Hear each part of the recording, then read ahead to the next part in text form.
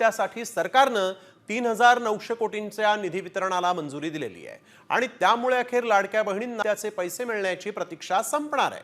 त्यामुळे लवकरच आता लाडकीला आपल्या बँकेच्या अकाउंटमध्ये 1,500 रुपयांचा हप्ता जमा होणार आहे। वाटते की मानधन जे आहे ते काही रखडलेलं नाही। आम्ही वेळोवेळी त्या संदर्भातला आढावा घेत असतो आणि मानधन जे वेळेवर त्यांच्यापर्यंत उपलब्ध व्हावं या दृष्टिकोनातून विभाग आम्ही त्याच्यावर अतिशय बारकाईने लक्ष केंद्रित करून असतो। महिना टू महिना त्यांचं मानधन जे आहे हे त्यांच्यापर्यंत पोहोचलेलं आहे।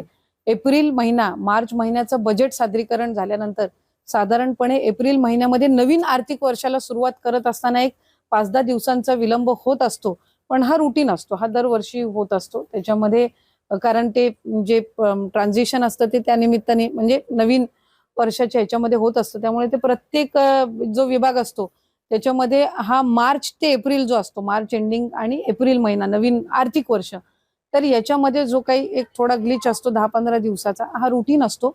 पण मानधन कुठल्या महिन्याचं त्यांचं रखडत नसतं आणि आम्ही त्या संदर्भामध्ये अतिशय लक्ष केंद्रित म्हणजे प्रॉपर त्याच्यावर आम्ही लक्ष। लाडक्या बहिणींच्या खात्यावरती हप्ता जमा करण्यास आता कुठल्याही प्रकारचा उशीर होणार नाही।